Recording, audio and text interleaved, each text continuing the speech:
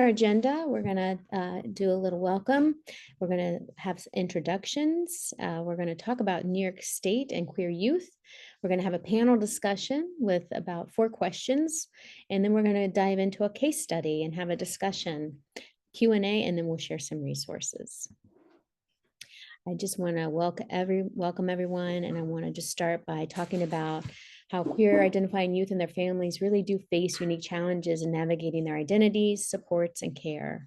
These often include experiencing discrimination, bullying, and other harmful experiences that negatively impact both mental and physical health.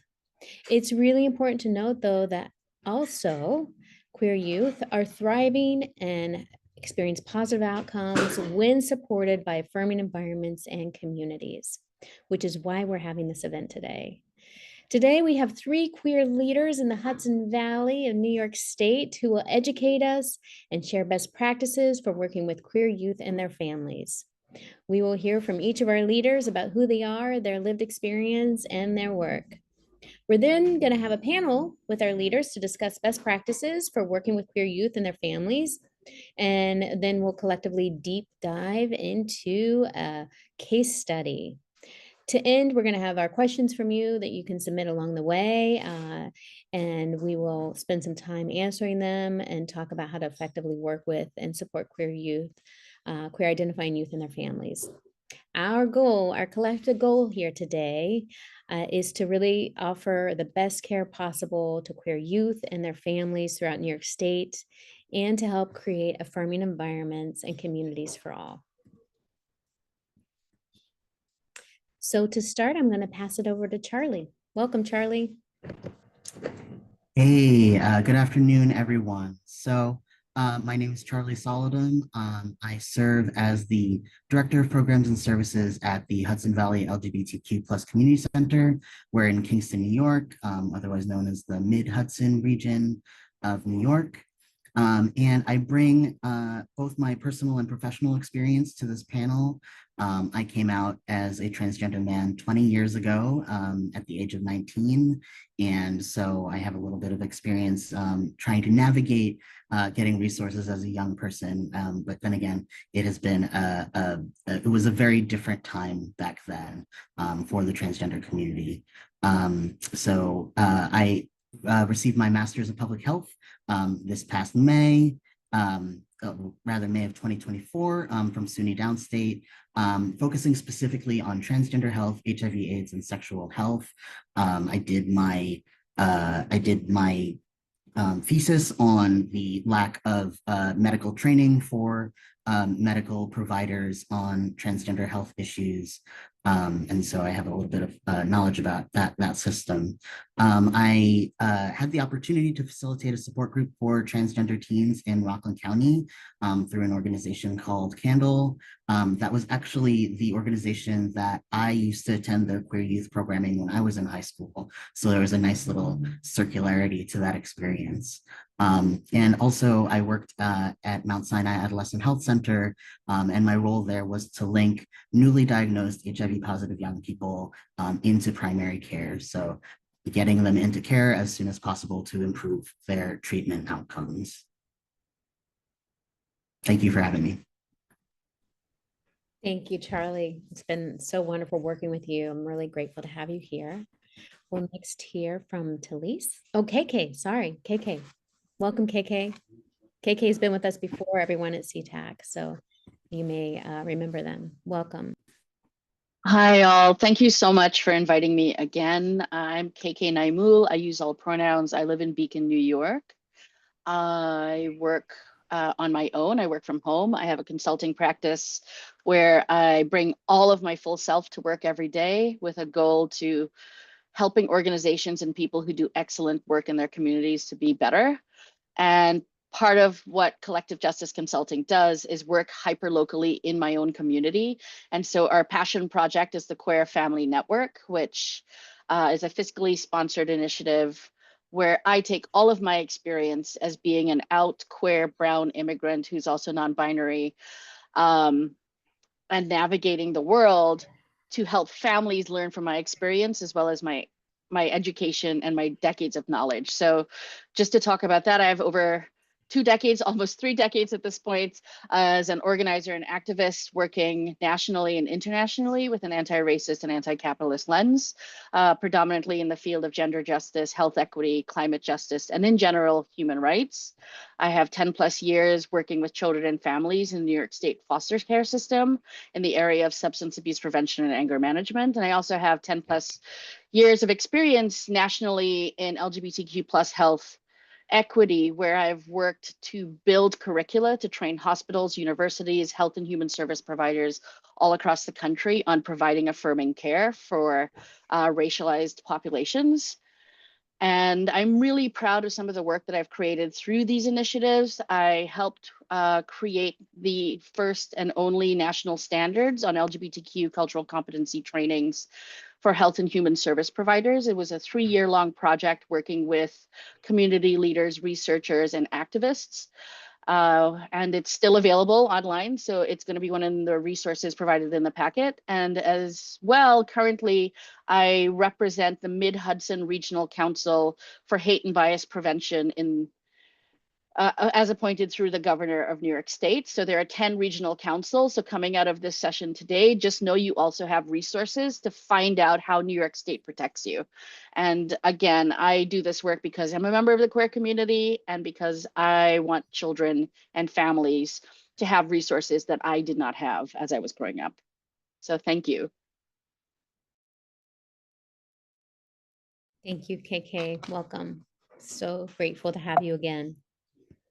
And next, we will hear from Talise. Welcome, Talise. Thanks. Hey, y'all. My name is Talise Morrill. I use she and they pronouns.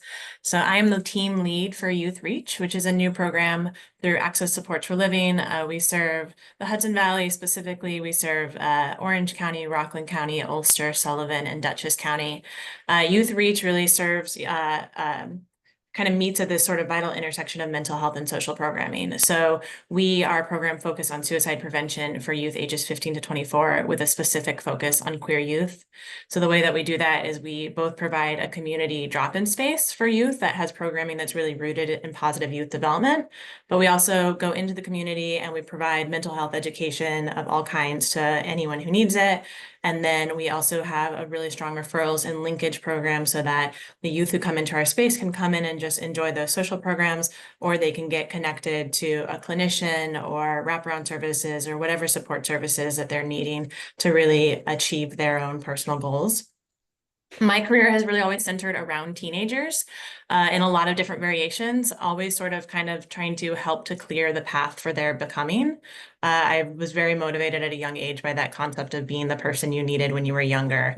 And early in my career, I took that very literally by being that person. And as I grow in my career, I realized part of being the person you needed when you were younger is helping other folks in your community to be those people as well. So my work has included working as a student advocate, a sexual health educator. I've been a camp director, a content curator, a facilitator, an adult educator. I've gotten to work in policy assessment and implementation. I've worked as a consultant for organizations that are looking to expand their queer youth programming.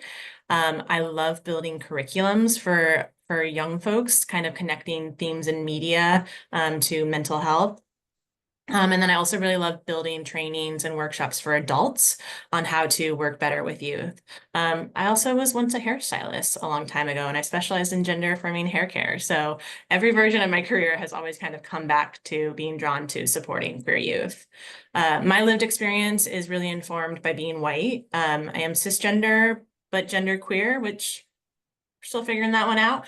And I'm neurodivergent.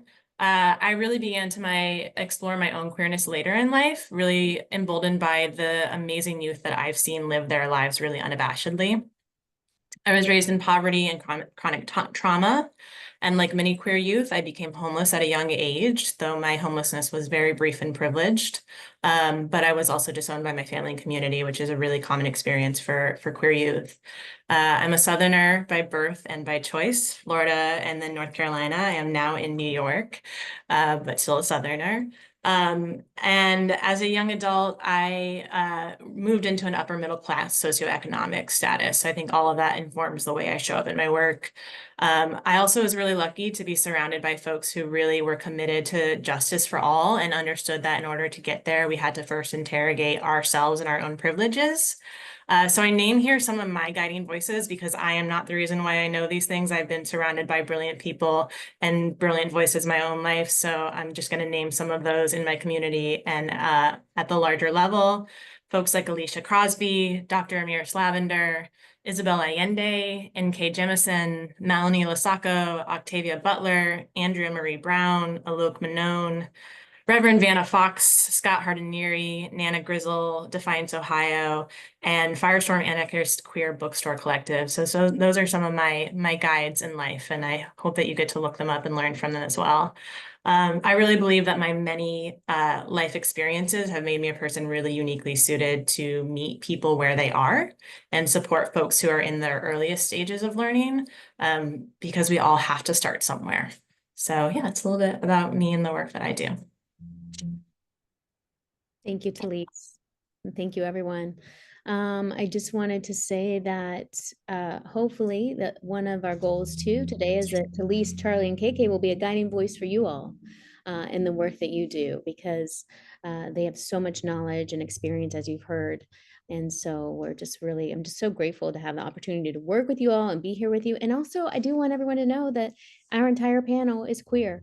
So myself including our admin, Angelique, and KK, Charlie, and Talise. So there is representation here as well. So I'm going to go in and start talking about New York State and queer youth, because in New York State, queer youth represent a significant portion of the youth population and are disproportionately represented in vulnerable settings.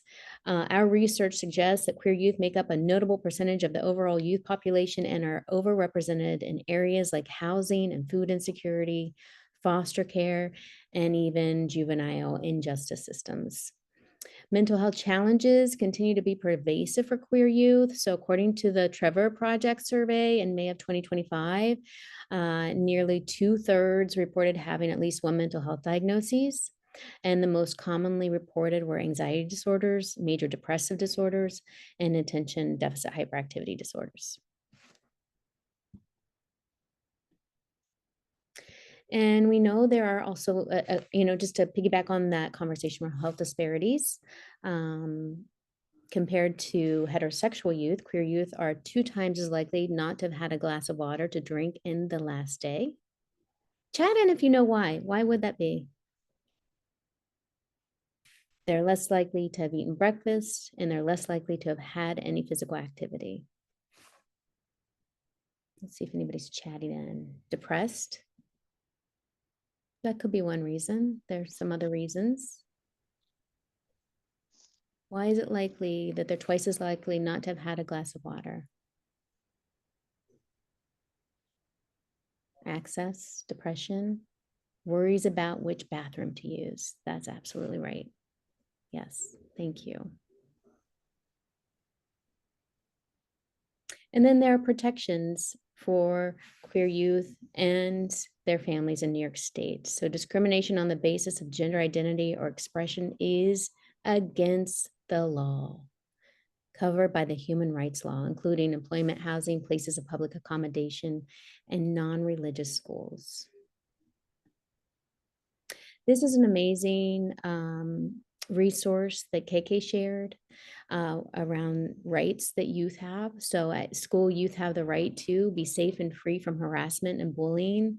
And so I won't read all of these, but these slides are going to be available for you. So I recommend that everybody spend some time with this. And then the youth school has a responsibility to not discriminate against youth, to investigate and act promptly to end any harassment or bullying.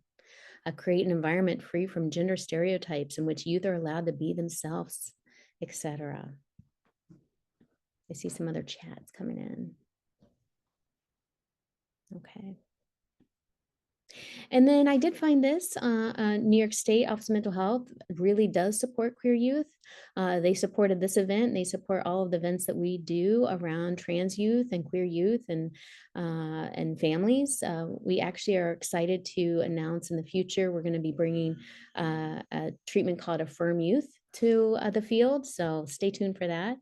But they did share some resources, and this is one of them where they did a spotlight on queer youth, where they gave a few resources, talked about taking action, gave some data, and at home and at work, what you can do to make a safe space for youth and families, queer youth and families.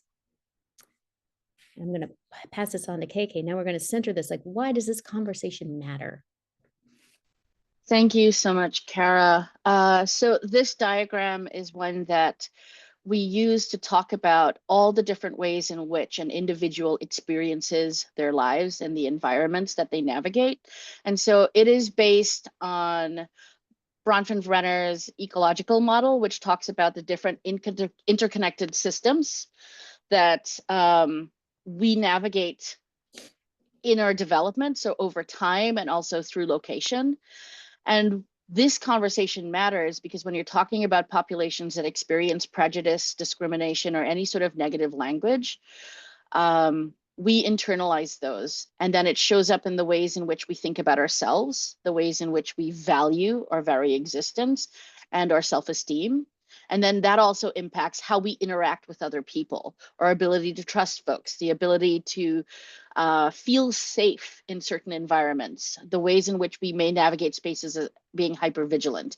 And institutions, like many of the organizations that we work for, actually all of them, including the policies that are made internally in those organizations, the policies that exist in the state, also send messages to people about what is acceptable behavior and what's not. And it would be remiss of me to not mention that there is a larger, broader national conversation that is confusing.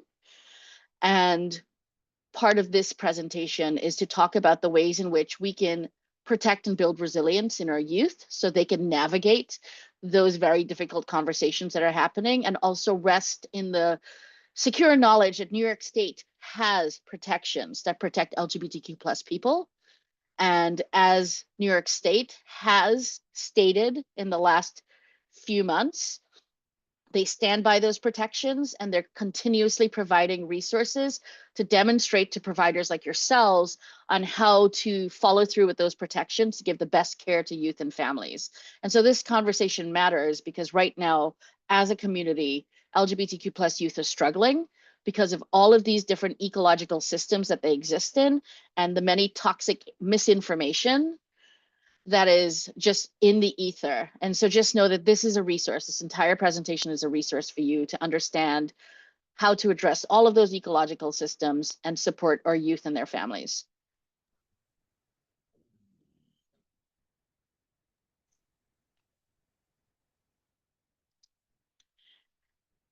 And we know what it looks like in the most extreme instances. And so last year, we lost a member of our community, a young non-binary person who identified as trans and was openly enjoying life as a queer non-binary person, who was bullied in a bathroom.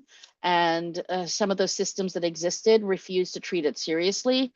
And a couple of days later, our friend and community member, Nex Benedict, succumbed to injuries in that incident and passed away at the age of 16.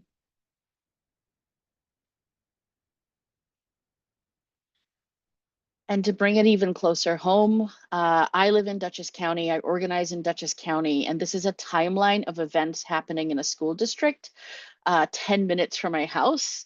And we have seen continuously and growing attacks by well-resourced anti-LGBTQ plus groups interrupting school districts with an agenda that harms all students. And so in this timeline, you can see where a group of moms funded by Moms for Liberty started to attack librarians to the point of doxing them and making false allegations of abuse on school librarians. And we've seen this escalate where last year, one student organized a protest with her classmates to protest one trans student in the school using a bathroom that affirms their identity.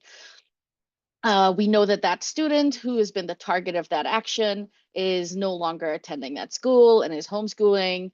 and is seeking support through care services, mental health, emotional health, and as well seeking community members so that they feel safe. And this is just one snapshot of one school district in New York State that is just 2 hours outside of New York City, where New York City has amazing LGBTQ plus affirming programs. And Dutchess County, the county I live in, has a very large liberal progressive population. And so if this can happen in a community that is aware of LGBTQ plus folks, has queer families, openly raising their kids, I want us to consider in this presentation to think about what the rest of the state looks like, and not those well-resourced areas like New York City and Dutchess County, where we know that LGBTQ plus people exist and that affirming care is necessary for supporting these families.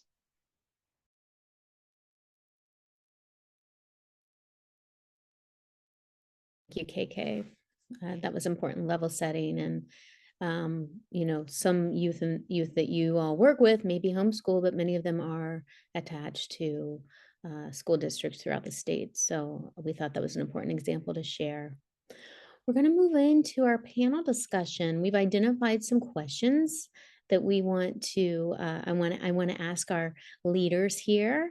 And we actually have a few questions for you, our audience as well. And that's going to be through a poll everywhere chat. Okay. So we're going to get into it, and we're going to ask for our audience participation too at certain points. So I want to start by asking each of you, KK, Charlie, and Talise, what concerns you the most regarding queer youth and their mental health?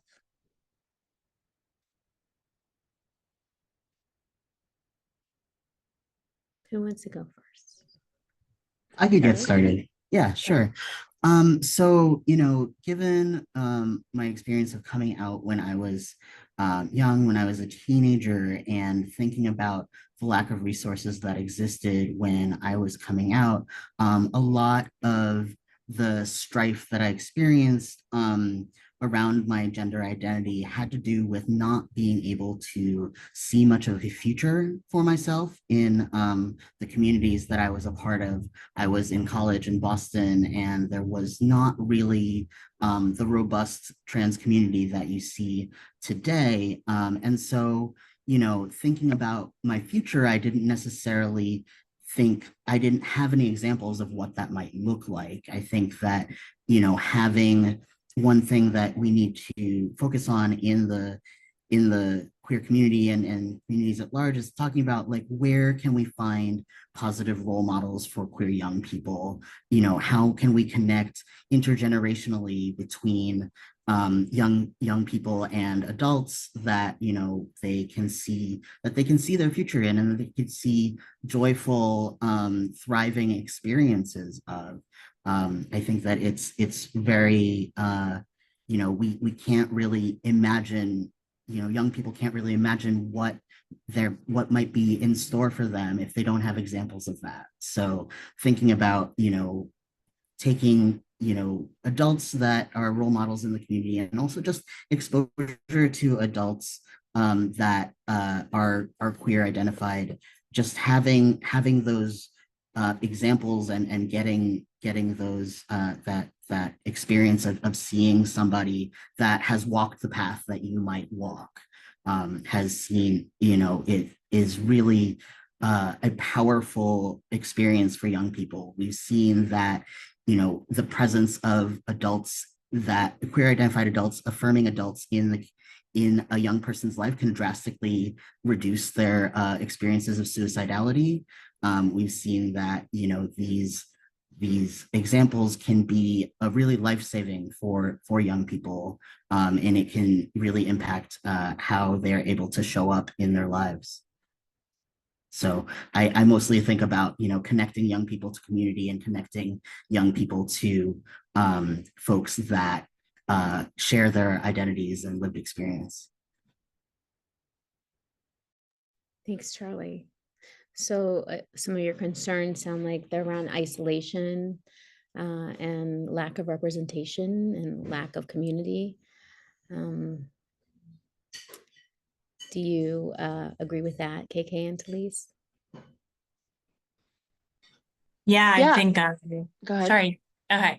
Yeah, it's interesting what Charlie said. Our team at Youth Reach, we are small but mighty. There are only 4 of us on our team, but we get to go into schools a lot and we get to table events and we're all pretty visibly like queer, right? We're a very gender expansive group of folks.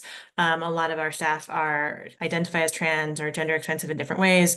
And we see this thing that happens really regularly where we'll sit in a gym and a group of 50 students will walk in and you see the students whose faces light up at the sight of us, light up at the sight of a possible future, right? That they get to see someone who holds a reality that they could possibly dream of.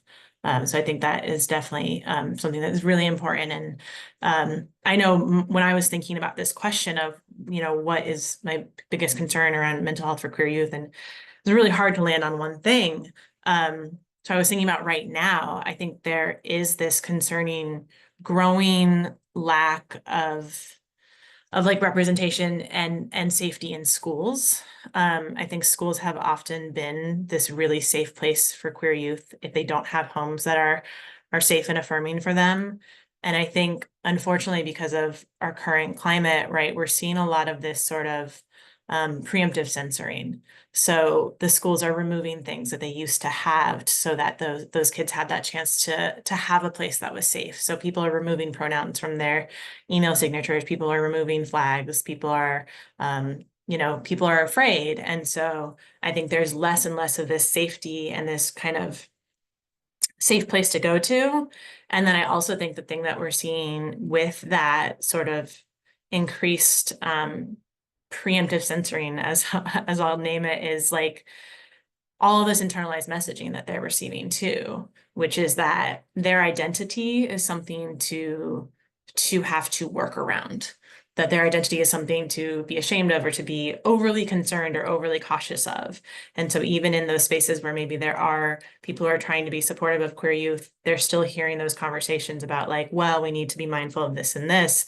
And I don't know that we're thinking as often about the ways that those kids are internalizing that information, especially the ones that aren't your like super out, super proud kids, but kids that are, young folks that are trying to process that. And then they're hearing all around them all the ways in which we're having to hide or change language or be careful about how we support and represent the queer community.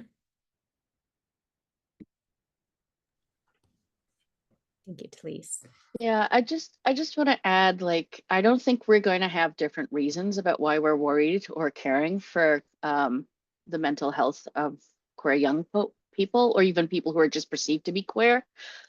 Um, I just think the ways in which we approach it will probably be different because, as someone who's worked in health equity nationally for a very long time, those social determinants of health have never changed. And we know that vulnerable populations struggle, in terms of access to healthcare, stable housing, health insurance. And so for me, what I've done professionally has been like, how do we interrupt that cycle? And so my biggest concerns are, so many young people and young families have come out because the world has changed and progressed to be more accepting slash tolerant at the very minimum. And now many of them are watching this backlash scare them back into the closet. And those messages are very harmful for young queer folks who can't go back into the closet. And for me, that is one of the biggest concerns, because we're always going to be here to fight those social determinants and get folks the access they need. But moving backwards is also traumatic, if not more, because you're cutting off relationships that you've had. You've had an experience that it does get better, and now you're like, it's all going to go away. And that stress and that trauma impacts emotional and mental health. And families, well-meaning families, may, in their fear of what happens to their young people, encourage going back into the closet, which we know is harmful. The impact is what we need to think about, because your intentions don't matter. Like someone telling you not to go be your full self is painful. And so my biggest concern in the context of where we are now are folks harming themselves to keep themselves safe, and the families and the providers who reinforce that message because they do care. And we have the story of Next Benedict to see like what it looks like out there for queer youth. And so my concern is like, how do we stave it off and remind people that we've been doing this for decades? It has a positive impact. Let's keep doing it, and then show up as allies, because we need allies. I see Kenneth talked about being visible is dangerous. We need allies in this moment. And more I'm seeing folks backtrack on progressive policies or affirming care and choosing inaction as if inaction doesn't do any harm. And I'm here to say that if you don't respond to the best practices, you don't respond to the legal guidance from New York State protections, if you don't respond to do no harm to your standards of whatever organization you belong to, you're still doing harm by not responding to the needs of LGBTQ plus kids and their families. Thank you, KK. Oh, we have some animations. Amazing. Agreed. Yes, and we want to hear from you, our dear audience. So what concerns you the most? And I would just, I would just say that for me personally, the thing that concerns me the most, which is why we continue to have events, is that the past several years, the highest number of youth who've died by suicide have been trans and non-binary youth here in New York State. And so we have an opportunity to your point, KK, to really disrupt that statistic, and which is not really, I don't like even the word statistic. That's one person would be way too many. So we want to hear from you, our audience. What is one of your biggest concerns? Angelique, our host, is chatting in a response link to poll everywhere. So please click on that link. It'll take you to an outside page. And then Angelique's going to share the results in a word cloud so we can see visually what your biggest concerns are. And then we will process that. I have a huge word cloud right now that I can share. Hey, let's see it.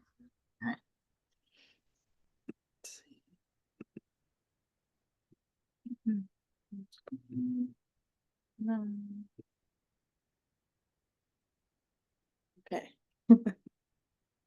Services, your biggest concern is services, affirming, support are your biggest concerns, providers are your biggest concerns, youth. This is beautiful. Future, community, connect. Amazing.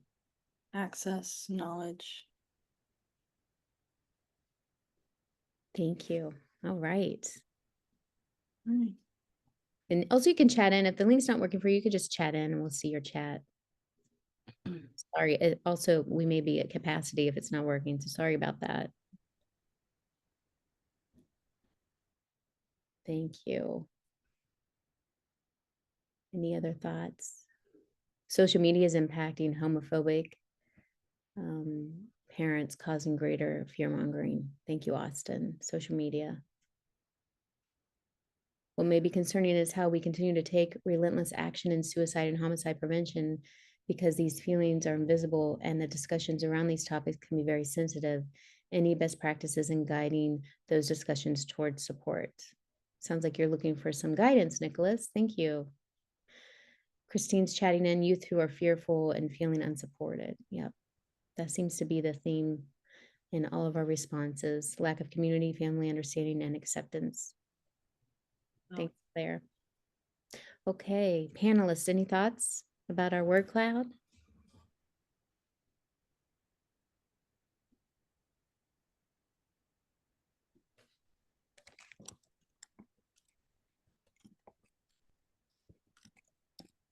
Okay, so we're going to move on to our next question.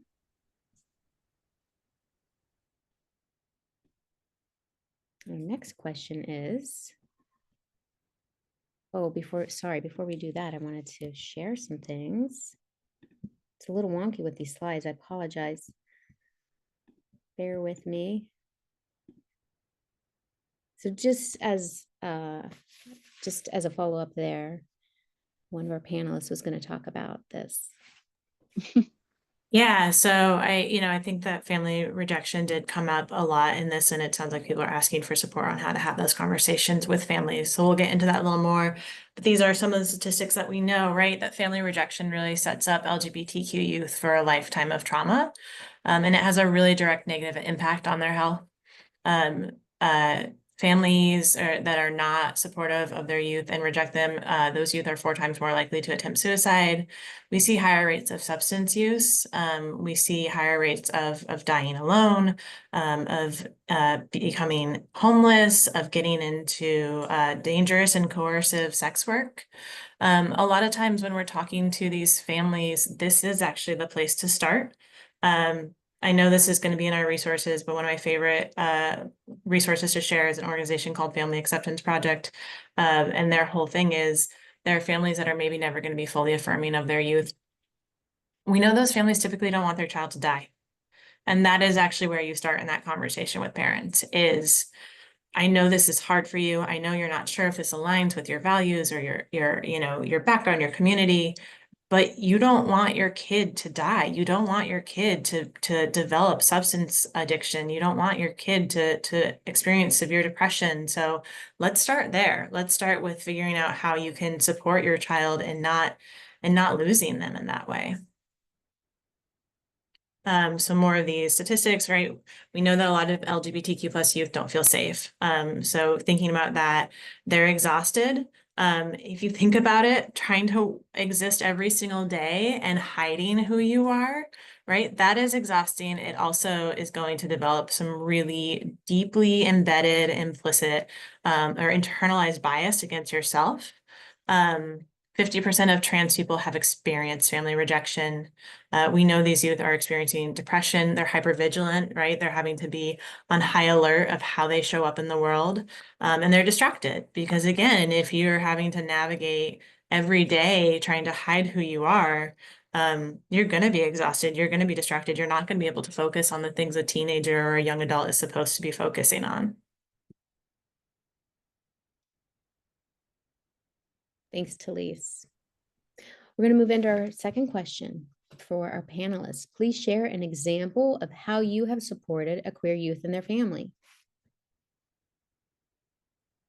So I just want to say living my life openly and being out, what that has meant is that my wife and I have been a beacon to LGBTQ plus people struggling with finding community members. And so one example, which is sort of justification for us founding the Queer Family Network, is that we had a young teen chosen family member come to us and come out at our kitchen table and sort of started asking us questions about how do I tell my parents? And so we sort of coached that kid, brought their parents in, had conversations. And then those parents were able to ask us really hard questions about the future, also about care. And just one family, we helped this young person, we talked to the parents, and then those parents and that young person started referring our kitchen table to other parents struggling. That teenager brought other teenagers to our house under the guise of seeing our garden, playing with our dog. And then when we realized that they were just bringing their queer friends who were terrified to come out at home to meet complete strangers, we knew that there was a problem and that we had an opportunity to sort of organize what these conversations look like. And so the Queer Family Network is what we pretend, that we don't love it and say that it's a passion project gone awry, but we love building the community where we live. And basically, we offer free training and resources to all queer families where we live, and to be honest, anyone who asks, we're like, here are some resources. This is what we do. These are the books in our bookshelves that get stolen more often than not, because they're borrowed and never returned by random teens. And so all we did was just be ourselves and have empathy for the person in front of us and use our own experiences to be like, hey, I know it's scary, but here are some resources that you can learn about your identity, or find a community in a Discord group. And we'll refer folks to whatever LGBTQ center where they live and say, look, they've got youth programs, volunteer, there's PFLAG. We direct them to resources. And so I know that those parents were struggling with if they had to institutionalize their kids because of the bullying at school. And now I see thriving kids with jobs, going off to college, and making all the mistakes I made as a young person. And to me, I love that they were able to grow up to be able to have those experiences.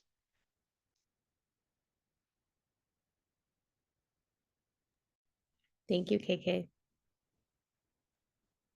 So I can share next. I would love to tell you about a time that I supported a family, but I'm not going to do that. I'm going to tell you about a time that I messed up, because I feel like I typically learn through my failures. So I was working with a family, working with their kids in a handful of different capacities. And they had a 12-year-old son who people in his life were starting to get a sense that perhaps that he was queer. And he had a really wonderful parents, but parents that were really supportive, but came from a very religious background. And especially having an LGBTQ child was something that they were going to struggle with, and were struggling with to kind of understand and how to show up for him. And the family had just moved. They had moved from an area that was from an area that was very progressive to a pretty rural area that didn't have as many resources. And the son was really struggling to find his community and find people that he could connect to.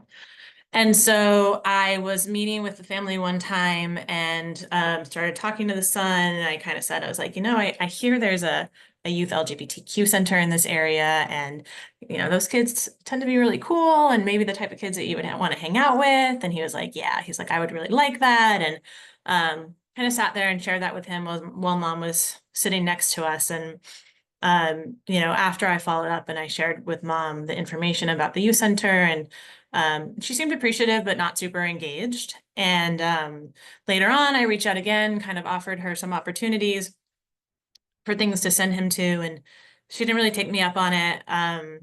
And I kind of wasn't as involved in this family's life for a few years. A few years later, kind of reconnected with the family. Since then, the son had come out. They actually ended up having their older child come out as trans, and this mom has become this really wonderful ally to her kids. But we were talking about their family and what was going on, and the mom said to me, she was like, I have to be honest. She was like, I felt so hurt by the way you talked to my kid about that program. She said, when that came up, one, he hadn't come out yet. And two, I just felt like you pushed me out of the conversation because you felt like I wasn't going to be an affirming ally parent. And so instead of pulling me in, you just talked to my kid. You didn't bring me into the conversation. You didn't include me. And I felt like the enemy in that moment. And she's like, and so I just haven't felt safe since then, reaching out to you for support. I knew when the other child came out as trans and they didn't reach out to me for support, and they really, in a lot of ways, went it alone. And the mom really named that it was because she just felt like in that moment, I interpreted her as the closed-minded, closed-off parent that couldn't be there, and that I had to work around her. And I look at that experience a lot as one of the moments where I really messed up in a way that I think a lot of us often do, which is why I like to share that experience. Because especially now, I think we really can be quick to write off parents. And it's rarely the right choice, as frustrating as parents can make us. There are going to be youth who cut their family out of their life. When we, especially people who are service providers, who are mental health providers, that we have to keep trying to include the family. We have to keep trying to meet them where they're at and talk to them and and affirm them and support them and say, like, this is really hard for you. Like, I know you're doing your best. Like, how can I help you in this? Because I think for me, when I've done the worst, when I've really failed families, it's when I've decided that parent can't get support or that parent can't get there. And then I cut them out of the conversation, and you lose the family that way if you're not pulling those parents into that conversation. Thank you, Talise. Thank you for sharing. You got some hearts. Appreciate your vulnerability and sharing such a really strong example of ways in which we may leave important members out of conversations and make assumptions. And sounds like you learned a lot from that experience. Yeah.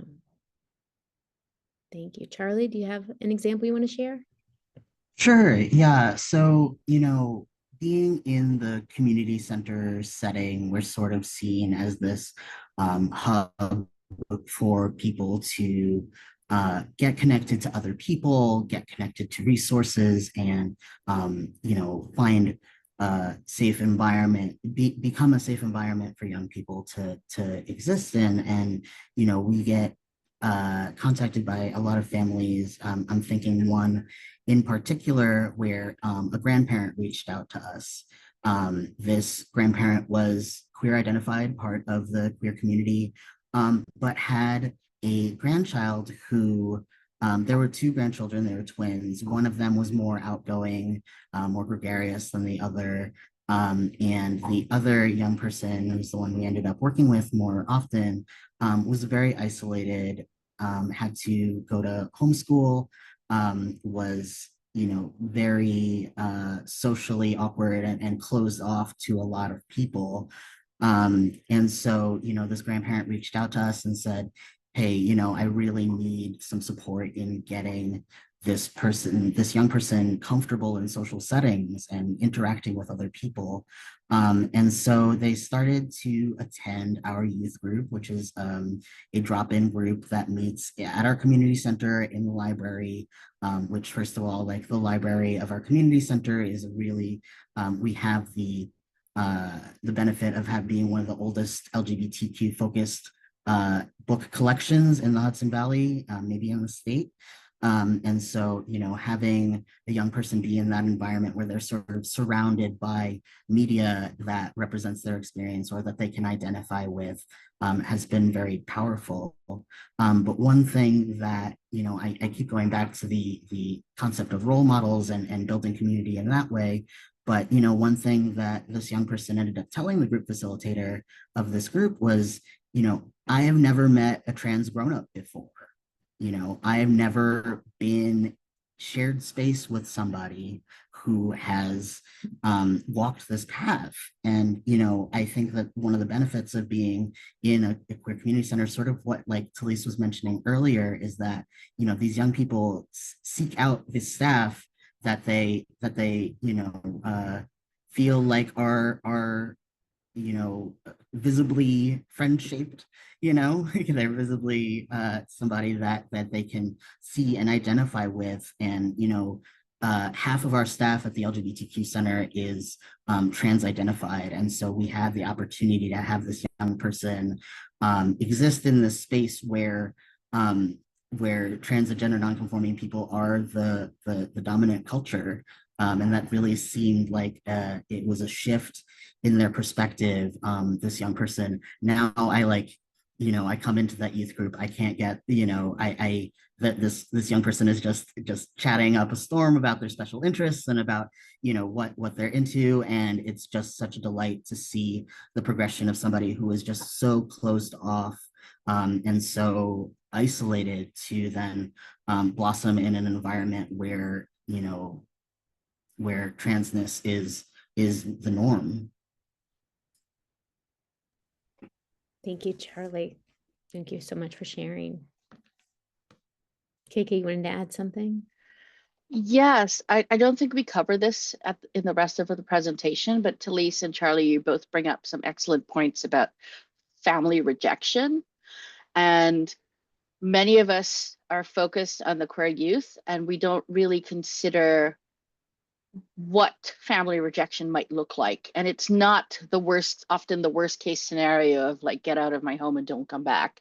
It's in little ways. And so like, just to share a bit of my personal story, like I have a very loving family, but I can tell you distinctly throughout my 40 something years of being on this planet, all the little ways in which my wife, my home, my professional choices have not been as validated by family members because my queerness is something that my family can't understand.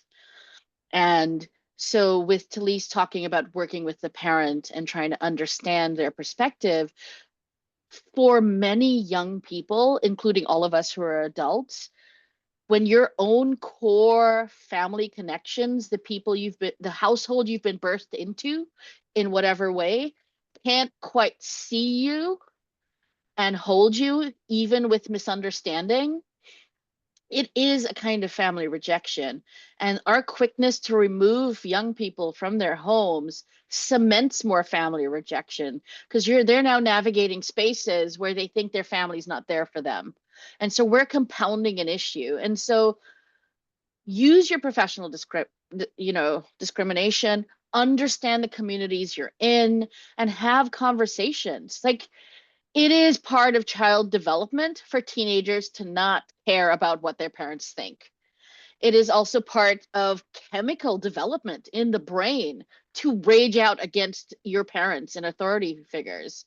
You know, when we make jokes that teenage boys can't hear, or you send them for something and they forgot what they were doing, that is natural and chemical. And you add queerness on top of that, that rage is normal childhood development. And so talking to parents and coaching them on, you can get everything right and be the best LGBTQ plus 101 person on the planet, and your teenager will still be mad at you.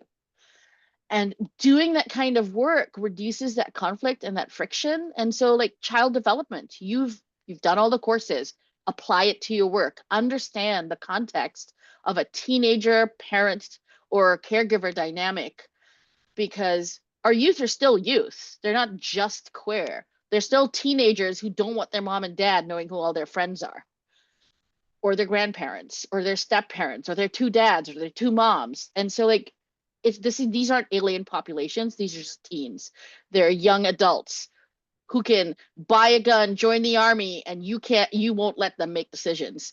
We need to understand that we're talking about young people, regardless of their orientation or their identity or their expression. Thank you, KK.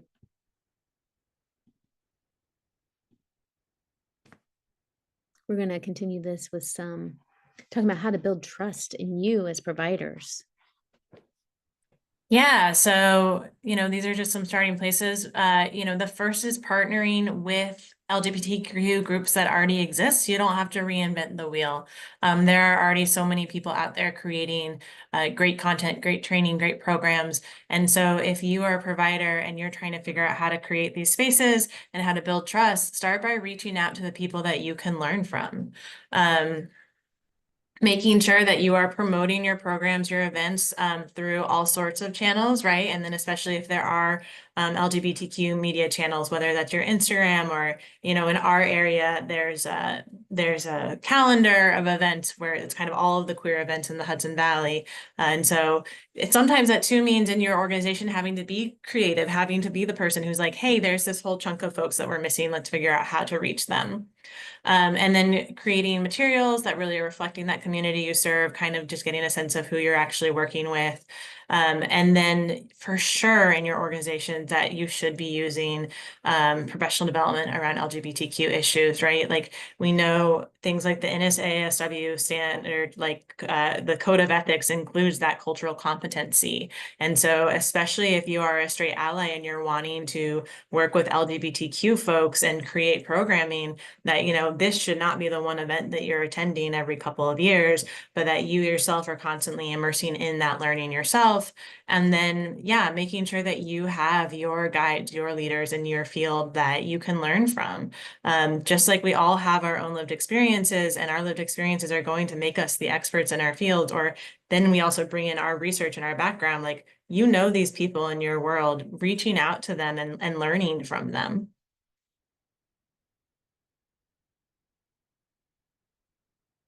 Yeah, don't make assumptions, right? Like not assuming that a kid is queer. And that was one of the things that mom shared with me, was she was like, I didn't want to push my child into this direction.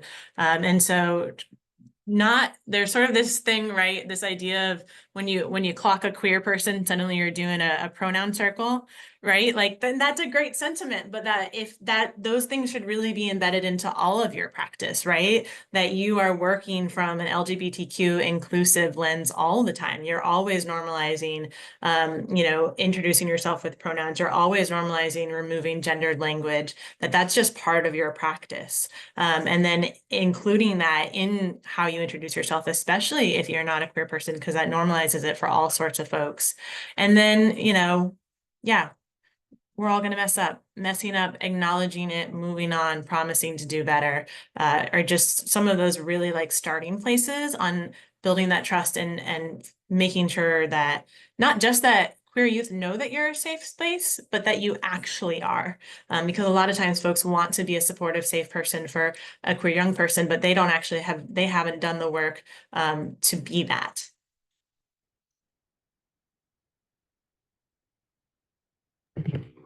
Yeah, so we know that there is a mounting there's a mounting rhetoric in this country that is that's stacked against LGBT young people, and there are, what can we do to protect those folks? And one of the things that we can do is getting access to the healthcare they need, not only a provider that is LGBTQ affirming, but a provider that is LGBTQ knowledgeable, somebody that has affirms their identity, but also, there's very specific things regarding, hormone therapy, regarding puberty blockers that, clinicians, mental health, that medical providers need to be knowledgeable about. And so getting that care that is appropriate, finding, it's so important to have a good relationship with your doctor,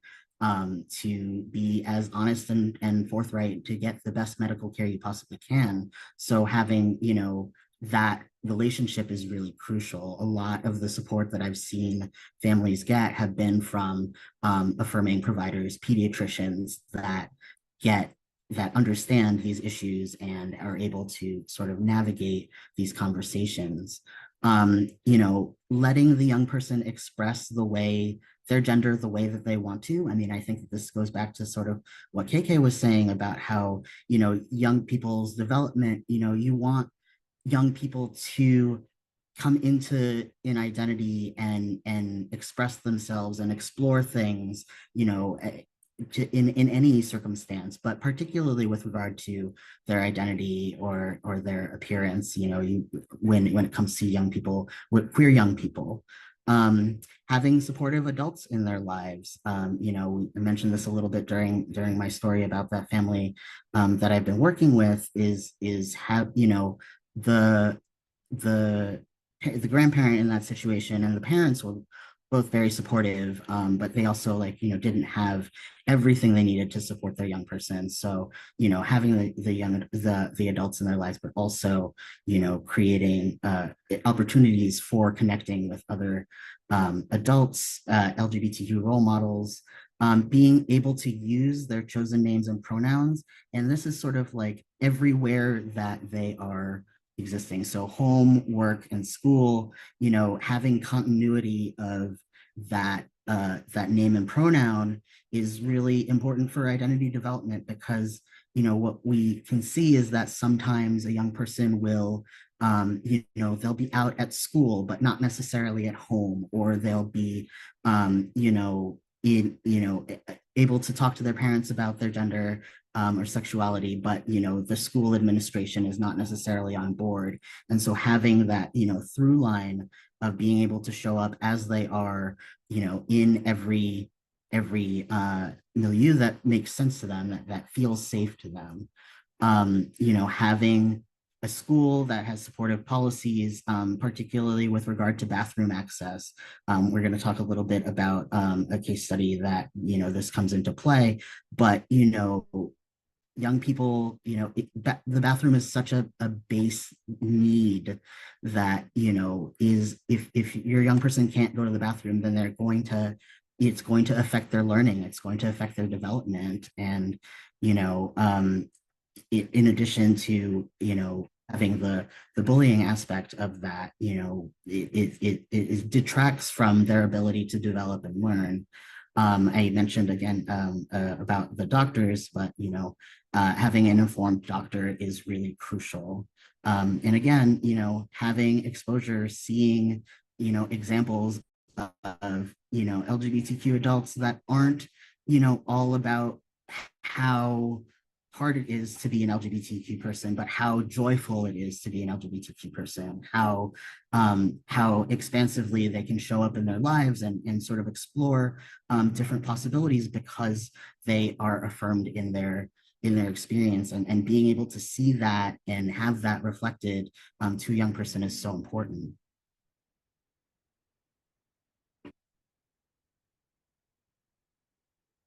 Thank you, Charlie. This is our next question. We're going to move this through this one a little bit differently.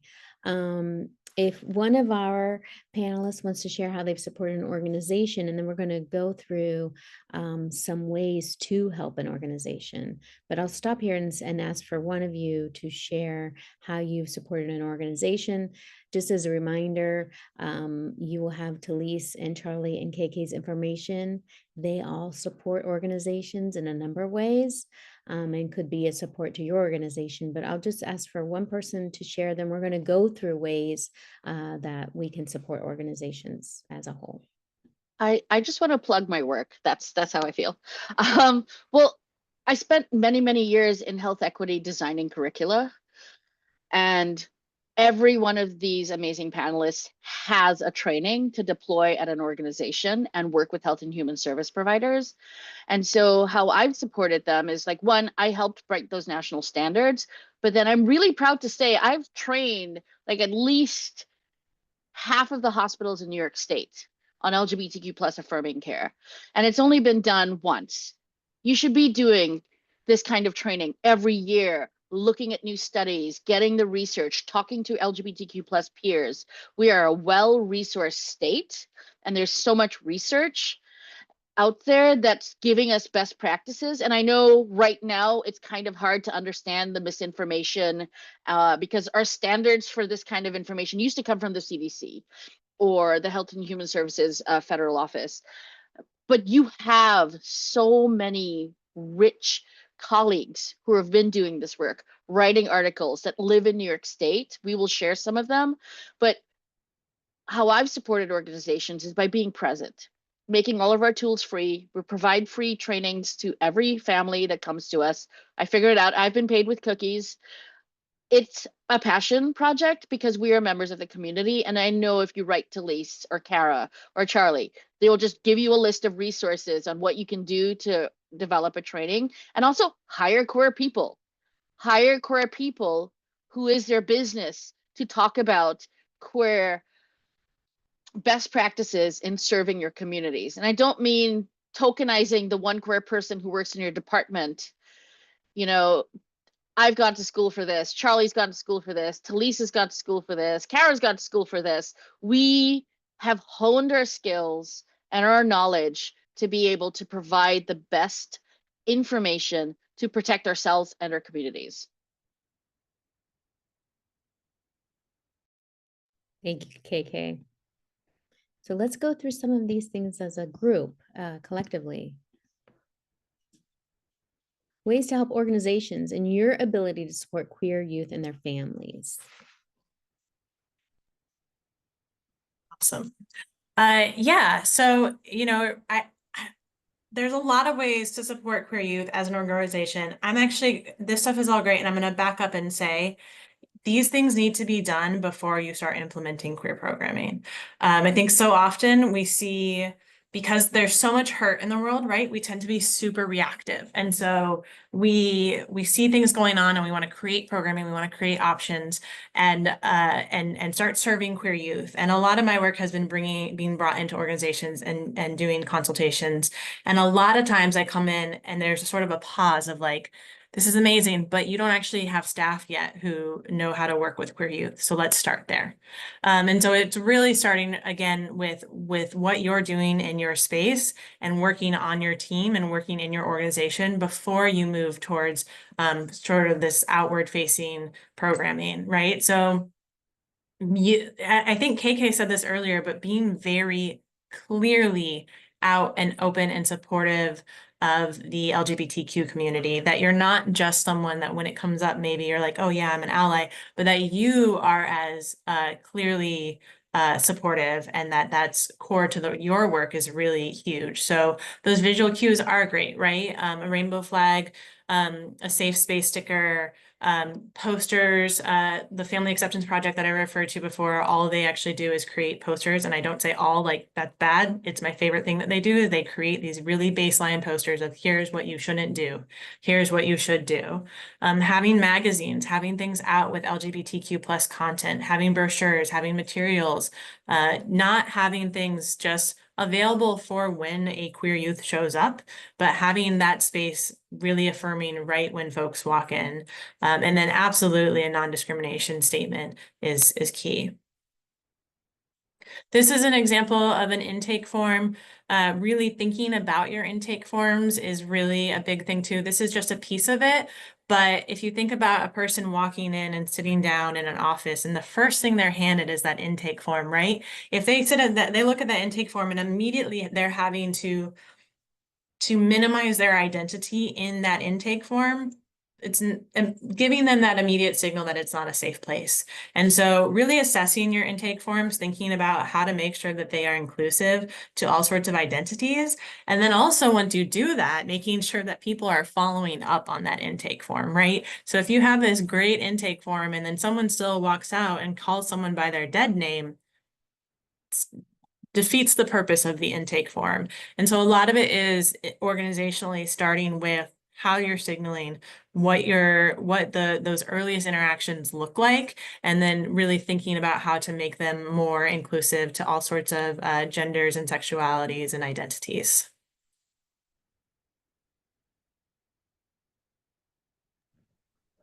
Yeah, so how do we create these environments? How do we create a setting where LGBTQ young people feel like they can thrive? And what messages are we sending about what the environment looks like?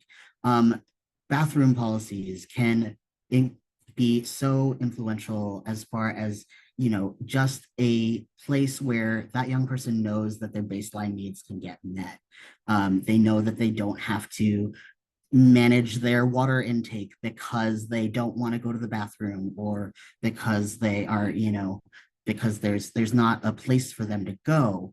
You know, this, we've seen that when there are when there are no bathroom options for a young person, an LGBTQ young person, is that they'll hold it and they'll, you know, wait until they go home to go to the bathroom, or, you know, they'll be drinking less water so that they don't have to go to the bathroom more often. And, you know, this really leads to the potential for urinary tract infections. It leads to potential kidney issues.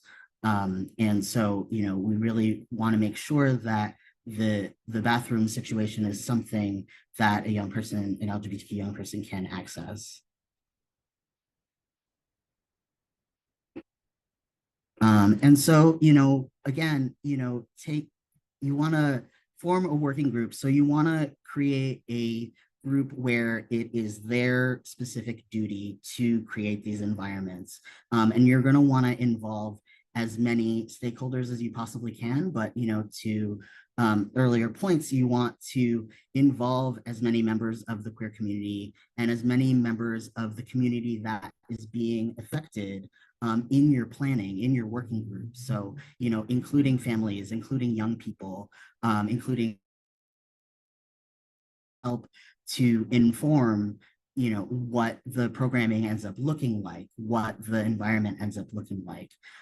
You can do a needs assessment to see sort of, again, like talking to some of these queer professionals, about, well, what is it about my space? Like, I'm not, because you don't see, you can't necessarily see what you don't know. So having an external, somebody come in to look at, what is this place up to their standards, or is this place up to the environment that, that they know has an impact and can create a positive experience for LGBT young people. Talise mentioned the program calendar that we have in the Hudson Valley, but including LGBTQ programming, not just having an event here and there, but like really taking the time to have focused programming that is about the LGBT community and about the issues that impact the LGBTQ community. And again, to the first point, having LGBTQ goals in all the planning, getting that planning to be informed by the communities that are impacted, by the communities that have the expertise, is going to help further your ability to create these environments. I want to just pop in and say to Charlie's point, I often think about, especially like these assessments, these working groups. I worked with an organization that was so excited to build the first gender neutral locker room in our town, which is great. And they had front desk staff who were still regularly misgendering people or using terms like calling everyone ladies, things like that. And so it was, that's why those working groups are really important. It's great that we wanted to have the first gender neutral locker room, but that doesn't really matter if our staff aren't even on board. Thank you. Thank you, Talise. Thank you, Charlie. Thank you, KK. Amazing, amazing recommendations and suggestions for everyone to consider. Our last question is really important. What are you doing to take care of yourself these days? So maybe panelists share one thing you're doing to take care of yourself.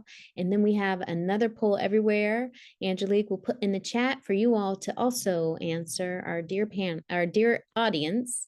But dear panelists, what are you doing to take care of yourself these days? Netflix and potato chips. Netflix and potato chips. Thank you. Yeah, it's hot out there. I am submerging myself in any body of water that will have me. Submerging in bodies of water. Love it. I center my joy before anything else. I love my work, but my joy is more important to me. Centering your joy. Love that, Talise. Thank you. Thank you. Okay. Dear audience, click the poll everywhere link, and then Angelique will bring up our word cloud. And then we're going to move into our case study. And oh yeah, you can also chat in. So Denise is saying I take a lunch break and have conversation with my sisters. Christine says, how do you have clients express their gratitude? Is that a question for us, or that's something that helps with your self-care? I have been laughing. Oh, here we go. Okay. You can use the poll everywhere, but you can also chat in, dance, play Candy Crush. Nicholas says, I've been laughing more, reading more, and actively doing collaborations to grow professionally. Thank you, Nicholas. Amazing. Surrounding myself. Reading, people, making minded, sure music, sleep. Love that. Gardening and cooking, says Kathleen. Okay. Zumba, says Anna. All right, thank you. We're going to move on. So, taking care of yourself is essential. All right, so moving on, we're really, the purpose of the case study is to just kind of as a summary of everything we've talked about. So Talise has this amazing book that we all looked at together that has, what is the name of your book, Talise? Yes, we should include it in our, so this is a really great text. It's Social Work and Healthcare Practice with Transgender and Non-Binary Individuals and Communities, Voices for Equity, Inclusion, and Resilience. So this is a great resource for anyone. It's got case studies on healthcare, on school settings, on older adults, younger folks, really good resource. Yes, thank you. So we're going to talk about Quentin. And then really though, I'm going to ask you all to spend more time with us after today. We're not going to go in, we're going to review a few things, but then we're going to have to wrap up. So I really encourage everyone to spend more time with it after this webinar. But Quentin is 14 and identifies as non-binary. They use they, them, theirs pronouns, assigned female at birth, is currently in kinship care placement with their grandparents after their parents were incarcerated for burglary. Quentin regularly dresses in ties, top hats, tutus, and tights. Quentin recently began 9th grade and has been bullied at school because of their clothing choices, changing in the women's locker room, and using the women's bathroom. During a recent family meeting with the school, the principal outed Quentin as non-binary to their grandparents who did not know Quentin was using they, them pronouns or requesting use of a single stall bathroom. After the meeting, Quentin ran away from their home and stayed in a teen shelter for 2 nights before being returned to their grandparents' home by their caseworker. Quentin's grades began to suffer, and it was discovered that Quentin had been skipping class to use a bathroom at the nearby coffee shop where there was an all-gender bathroom they could use. Quentin's grandparents are concerned about the amount of time Quentin spends online and on their cell phone and recently threatened to restrict Quentin's access to the internet. Later that night, when they threatened to restrict access, Quentin superficially cut themselves with a razor blade and posted online that they had taken a handful of pills. An online friend called 911 and Quentin was taken to an inpatient behavioral health unit where they remained for 1 week. While there, Quentin stated that they were suicidal because of their severe gender dysphoria related to their body. A psychiatrist diagnosed Quentin with major depressive disorder and gender dysphoria and recommended an antidepressant, but Quentin refused the prescription. At the end of the hospital stay, Quentin stated that they would not return home unless they could begin taking testosterone. Quentin's grandfather refused, stating that although he would support Quentin identifying as non-binary, he would not allow Quentin to make any permanent changes to their appearance. Quentin was discharged from the hospital to their grandparents' care despite Quentin's objections. Quentin currently receives weekly outpatient counseling, but the therapist told Quentin that she had never had a transgender client before and that it might be a good opportunity for her to learn something new through Quentin. Quentin has not come out to their parents and is worried that their grandparents will out them when discussing Quentin's mental health care and hospital stay. Recently, Quentin's grandparents have begun threatening to disrupt the placement as they feel too overwhelmed by Quentin's difficulties and gender problems. This would result in Quentin being placed in foster care. Yesterday, Quentin told a teacher at their school that they plan to run away to live with a 19-year-old boyfriend they met through school friends who supports their gender identity. So just as a recap, Quentin, they, them, their pronouns, sex, assigned female birth, gender expression, ties, top hats, tutus, and tights. And what is happening to Quentin? Well, at their home, I'm so sorry, kinship care placement with their grandparents after their parents were incarcerated for burglary, poor grades, not out to parents. At their school, bullied at school because of their clothing choices, changing in women's locker rooms and using the women's bathroom, requested the use of they, them pronouns, advocating for single stall bathroom. In their services and support, they have a caseworker, outpatient counseling, and then they have a relationship with the principal. So let's talk about some questions. Let's ask some questions. What are the main issues arising in this case study with Quentin? How do you think Quentin is feeling? So chat into us. How do you think Quentin is feeling? Kara, I just want to chime in here. When we talked about family rejection, this is Quentin's response for fear of rejection.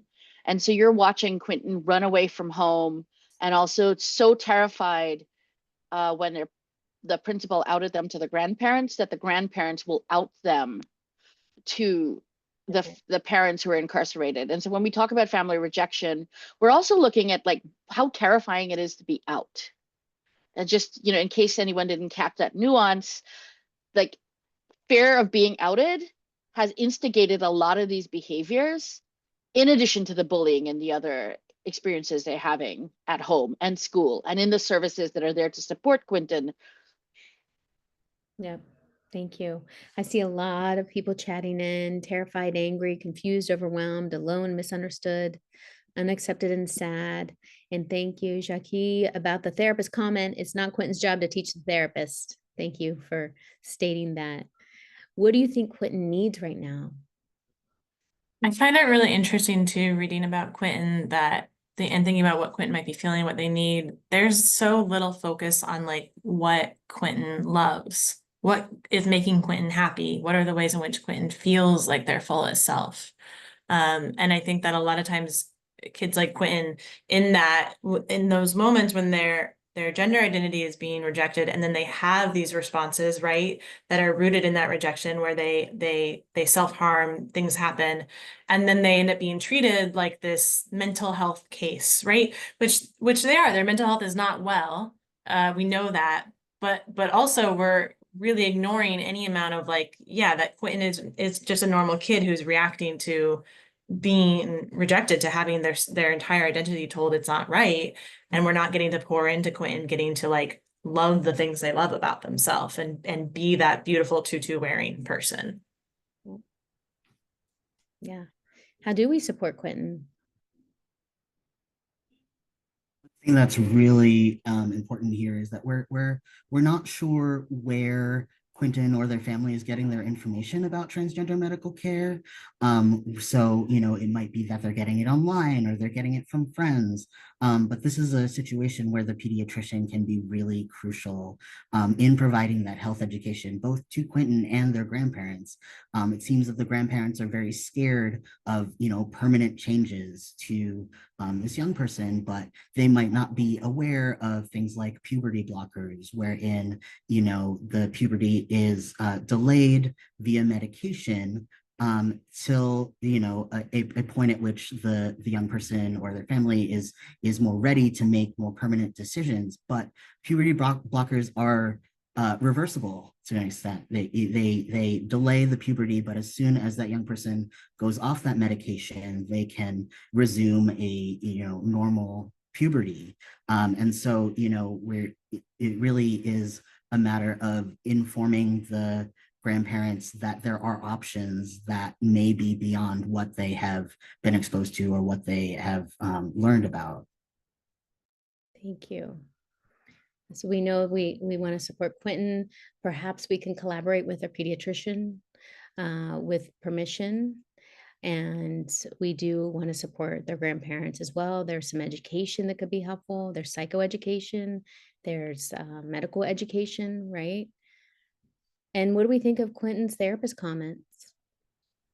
Kara, before you mentioned bringing affirm therapy to CTAC. And I just want to say I really like affirm. We have myself and a handful of folks here at Access are trained in affirm. And what I love is that affirm has these 2 therapeutic groups. They're 6-week groups, and there's one for young folks. So there could be one for Quentin, where Quentin gets to join a group of similar age, similar identities, kids who have, you know, youth who have recently come out and can be in that group together. And then affirm also has an affirm caregiver. So we could really be putting the grandparents as well, so that they're also getting that space to talk, to process, to grieve, to express their frustrations, and really being able to pour both into Quentin and help them build community with that group, and then having Quentin's grandparents also be able to form community with people who are going through similar experiences.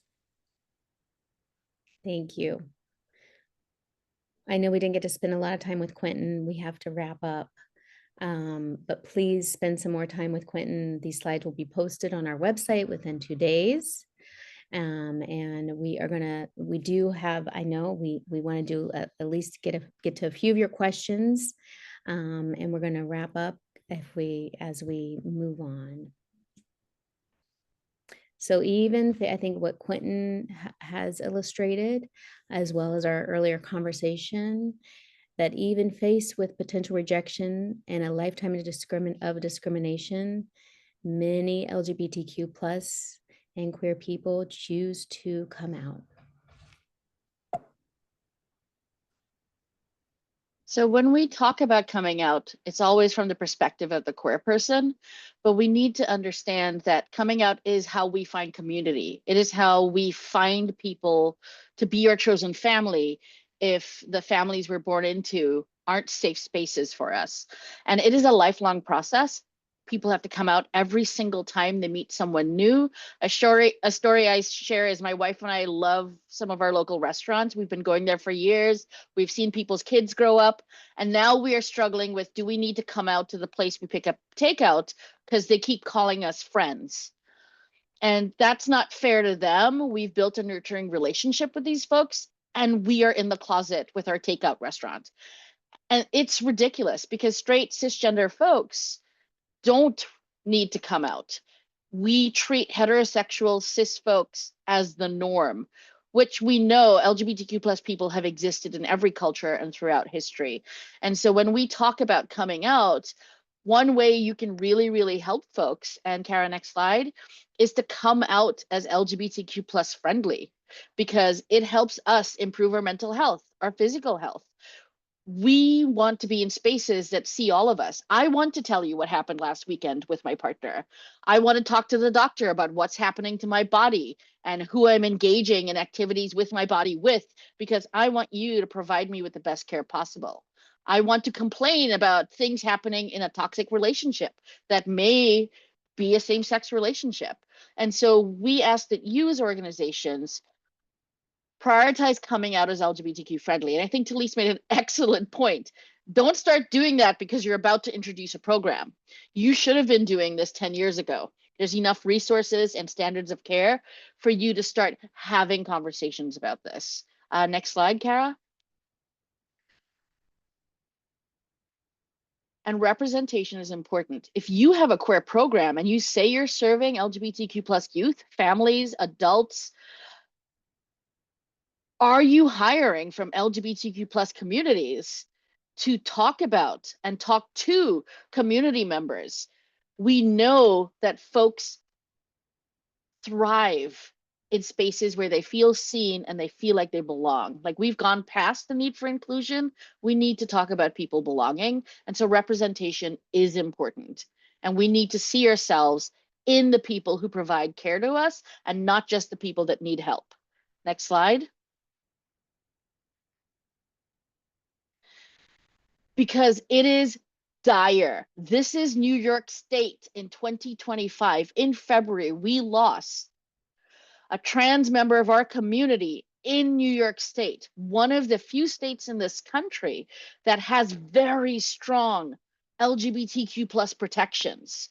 And if you don't know the story of Sam Nordquist, count yourself very lucky, because it is horrendous. It is objectively horrendous on all levels of humanity. And this was this year in February, where a young trans person was captured, kidnapped, and tortured in New York State. And people are still having conversations around, how do we protect kids at school? This should not be happening. Next slide. Okay, you've got -1 minute for questions. -1 minute. I'm so sorry, but let's answer one question. One question that came up is, how can we attend to social media impacting homophobic parents, causing greater fear mongering? Any thoughts there? Well, I think one of the resources we're going to be sending out today is actually a ton of social media that you can follow that are very affirming. And so in those conversations with those parents, maybe finding the ones that fit them and encouraging them to look into those resources as well. Thank you. Yes, that resource is amazing. Thank you so much for that, Talise. There are going to be podcasts, book recommendations, and social media recommendations. Any last thoughts from anyone on our panel? You are amazing leaders. Can I just say happy Pride? Happy Pride is, it's June month. Pride is survival. it is one of the first and only places folks in the closet find community and come out. And for many people, it might be the only time of year that they actually are out. And it could be the 3 hours at a local community event. So promote Pride events, support folks, and let people know what prides are available in their area, and show up, table at every single event. Like, we need this. Yes. Here are some resources in our slides, but as I said, I'm going to send another document of resources. Thank you all for participating with us. Our audience was great. And here are some upcoming events from CTAC. We have strategies for recruiting youth peer advocates. And then we're doing an event with OMH on serious emotional disturbance, determination, and documentation. And contact us if you have any questions or concerns. Charlie and KK and Talisa's contact are on the earlier slides. And remember to take good care of yourselves, and thank you all. Have a good day, everyone.